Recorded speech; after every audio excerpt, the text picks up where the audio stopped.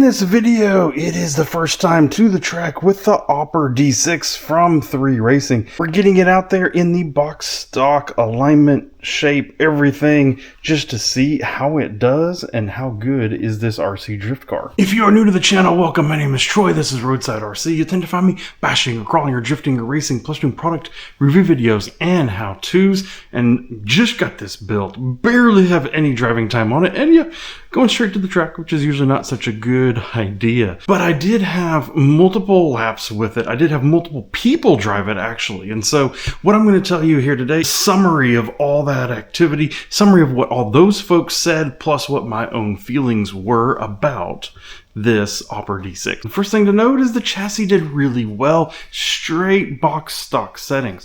Literally, all the electronics on it and everything, just set it down and made laps. And so the factory alignment, factory setting, it might not be perfect, but it's really good. And I was able to hand it to 3-4 other people, and they were all able to make laps. So that is a really good thing. Sometimes chassis kits come with questionable alignment settings. This one already assembled in pretty decent shape.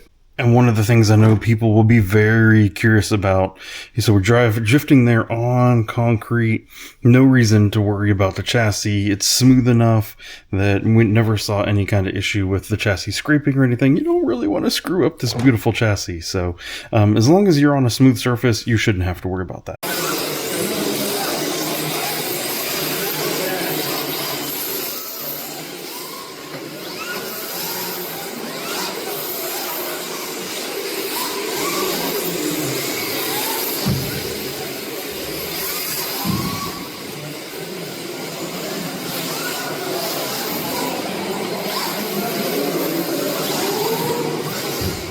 As I mentioned, factory alignment, pretty good, but there's probably a few things that we can mess with here. So first is the rear camber. You can see we only ever got on the inside of the tire here. These are brand new set of tires on the rear that was we started with. Clearly, we could probably, for my usage, for my track, for our driving situations, can probably straighten up these rear tires just a little bit, and that'll help us get just a little bit more traction with the rear of the car as we get to use more of that rear tire. Similarly, you know, this thing does have the active rear toe. You can see it move there. It's very important with something like that. Where does this chassis sit? As it's sitting here right now, no battery, no body, so it's sitting higher than it otherwise would. But with the battery and the body, it sits down a lot more. It means I get some toe in. I may want to straighten some of that out. I've proven with a couple different chassis before that doing that does help improve with total speed. The front side we found very stiff. I don't know how much suspending this whole front end is doing because it is rather stiff, but a couple different things. The front Ackerman as it comes from the factory is maybe a little bit more open than what I would typically like. I think that there is something to be done there. I think while we're there, we're also going to work on maybe the caster camber settings. What you want is the car's drifting, you want this lead tire to be about flat. So that's usually somewhere around 45-ish degrees. Yes, some people like to throw bigger angle, but that's usually there to catch you from spinning out and ruining your day. So you're usually closer to 45 on most situations. In this scenario, the tire's already over cambered. You know, we're probably flat, closer to somewhere like here, which means a lot shallower kind of natural drifting angle. I think there's some opportunity here to tune. We have adjustable caster up here. Obviously, we can adjust the camber itself as well. I think there's some opportunity to continue to fine tune that to where we can get it a little bit deeper angle. Yeah, it'll change a little bit how the car drives. And of course, while we do that, we're going to be working on overall Ackerman as well. So I think if you're curious about some tweaks like that to the rear, to the front, stay tuned. That'll be coming up in a recent video.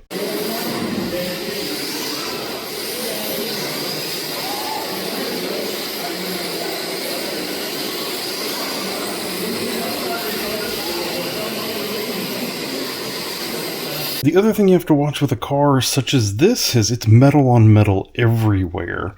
And what I ended up having is I had one of these lower ball studs back out on me a little bit, right? We're doing a whole lot of turning.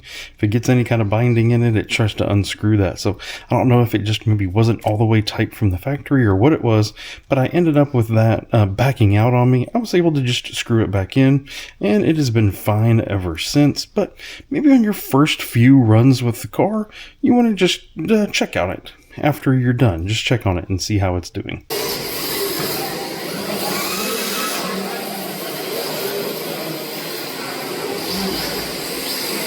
Next thing we notice, of course, is this is an all aluminum chassis with lots of stuff bolted together. And so what you get is, of course, there's no flex there, right? All of the people that really love their Flexy chassis and things like that, this is the most anti-Flexy chassis that you can get. It is rigid from front to back. What that means is that your shock tuning is even more important than it would be otherwise. Man, I can imagine, based on what I feel, the rear feels really, really good, especially once you get a battery and a body on it. I really love how the rear feels. I think the front maybe is slightly too stiff. I think there's some opportunity to continue to tweak that. So my initial take, kind of walk away with basically 2 items as a final summary for this car after the first track day. First, if you want a chassis that you can buy, and you don't have to fully assemble, all you want to do is just slap some electronics on it, slap a body on it, and go have fun, this is actually a really solid option. It drives really well right with the box stock options. Yes, there is room for more improvement, but it really does well. And I think what we will unlock is more performance with some additional tuning.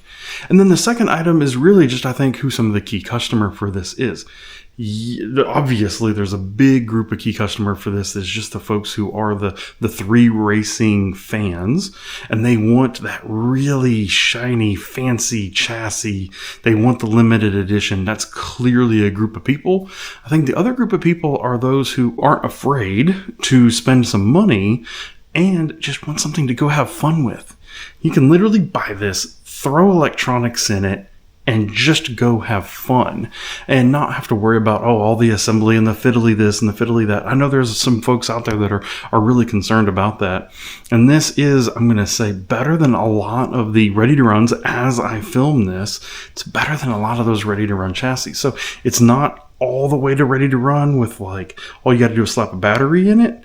So if you want to do some assembly, some setup of the electronics, this can be, it's kind of a fun, unique option that you may otherwise not get. So if you are curious about getting one of these and assembling it all together, then the good news is I have a whole bunch of videos that can help you out. I have lots of different videos around the different electronics. I also have some different videos around this chassis itself. So if you're curious about any of those, there'll be a 3 Racing Sakura D6 specific playlist that'll be popping up over here to your right. You can check out a lot of that stuff there. If you want some of the specific electronics, I have a Drift Tech playlist as well that I can include, maybe a link to down in the video description. So thank you for watching, and I really do hope to see you in an upcoming video. If you have any questions or comments, leave them down in the video's comments below. So thank you for watching, and goodbye.